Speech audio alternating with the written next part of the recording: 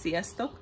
Teszteltük egy hosszú túra során az Aochi C6 Pro eszközét.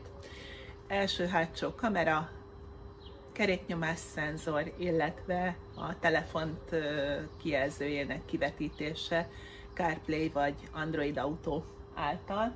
Én ide tudtam elhelyezni. Nagyon okos kis eszköz, én nagyon megbarátkoztam vele ez alatt az út alatt. Szép, jó minőségű Full HD felbontású videókat tudok vele készíteni. Loopban vesz 1, 3 vagy 5 perces etapokat tudok beállítani, és a telefonra letöltött alkalmazás segítségével nagyon könnyű menteni ezeket a videókat. Ez egy 6,25 tolos érintőképernyőből, első és hátsó menetrögzítő kamerából, valamint guminyomás mérésére alkalmas eszközből áll. Képes Android Autóval, illetve CarPlay-en keresztül tükrözni a telefon kijelzőjét. Van még benne GPS, illetve vészhelyzeti rögzítés, és természetesen vízálló az eszköz. Így néz ki a dobozunk. Itt látható, hogy mi mindent tud, és nézzük, mi van belül. Van benne egy használati utasításunk, de egész egyszerűen olyan egyszerű volt a felszerelés és installálás, hogy ezt nagyjából félre raktuk. Íme az érintőkijelző, szép nagy kábelek feliratozva, ugyanúgy a power kábel, ez a kamera, másik kamera, nagyon aranyos, pici, jól elrejthető a motoron. Szerelőkittek, ez a guminyomás szenzor,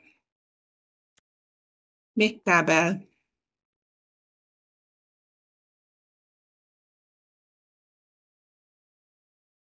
és a kontroller.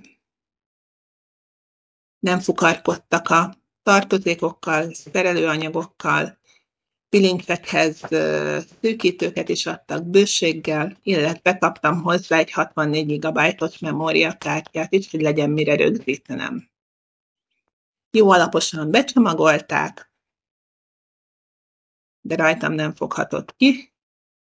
Látszik a kábeleken, feliratozva van minden, könnyebb szerelés érdekében. Ez a félkész állapot. Férjem nagy lendülettel nekiállt szerelni, ahogy hazaértem. Ezen az úton lesz majd elrejtve a hátsó kamerakábele, illetve az a piros-fekete kábel az áramot hivatott elrendezni. Ezzel a kábel köteggel itt egy picit megküzdöttünk, mert nem szerettük volna lebontani a műszerfalat, és egyenként kellett bejátszani oda abba a lukba, és alulról sem volt egyszerű a másik felével összecsatlakoztatni, de sikeresen megoldottuk a feladatot. Így már a bekötött állapotot láthatjátok. Ide rejtettük el az első kamerát, ide pedig a hátsó kamerát. Itt pedig már a kész állapotot látjuk. Rögzítési mód, illetve a kábelek elvezetése. Első kamera eldugva, hátsó kamera is eldugva. Pár másodperces gondolkodás után bekapcsol a kijelző. Kameránál tudunk váltani első-hátsó kamera között, zárolni tudjuk a felvételt. Össze tudjuk hangolni Android Autóval és Apple CarPlay-jel.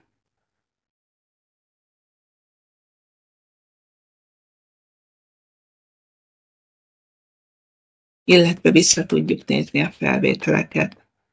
Ez a beállítások kijelző. Be tudjuk állítani itt is az eszközt, illetve a kamerát, hogy vegyem fel, de praktikusabb letölteni hozzá ezt az applikációt, és ezen keresztül megadni a beállításokat. Nagyon könnyedén össze lehet csatlakoztatni Wi-Fi-vel, illetve itt az applikációban a beállításoknál gyakorlatilag mindent meg tudunk adni. 1, 3 vagy 5 perces videóhoz tudunk választani.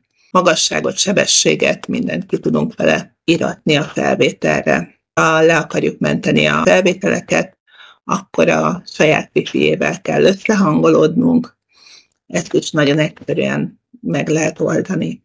Így látszik a kijelzőn a felvett út, mutatja, hogy hol jártunk, milyen sebességgel haladtunk. Le tudjuk menteni a felvételeket telefonunkra, illetve loopban tud fölvenni. A teljes kártya hozzávetőleg 2 órányi felvételre elegendő.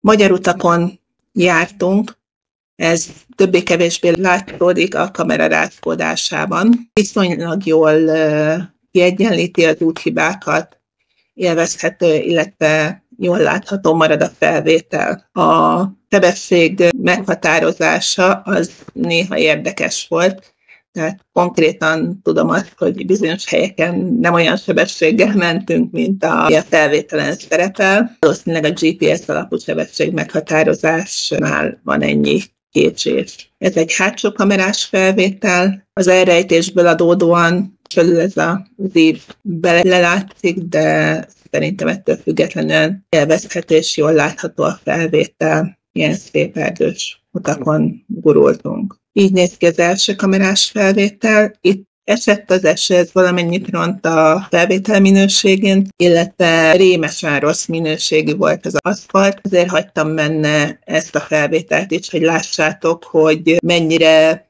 szűri ki az úthibákból adódó rázkódást a felvételen. Hogyha magasabbra szerelitek a kamerát, akkor a látószög az valamivel szélesebb. Én úgy voltam vele, hogy nekem tökéletes itt lent is. És egy kis kanyargós, csak azért, hogy legyen benne valami szédülés is. A sok kamera pozíció miatt ad egy kis tengelybetegségérzést, de motoron ehhez szerintem már mindenki hozzászokott. Gyönyörű tájakon járunk, Mátrában motoroztunk egyet, pont az a rész, ahol tökéletes minőségű az aszfalt, kellemesen lehet döntögetni. Láthatjátok a kijelzőn hosszúsági, szélességi fok, sebesség, tengerszint feletti magasság, illetve a videó készítésének időpontja is szerepel. Ez mind-mind beállítás függő. Itt már a következő felvétel, egy kis városi forgalom, majd látjuk azt, hogy milyen az, amikor valamilyen esemény történik előttünk. Szerencsére semmi komoly, csak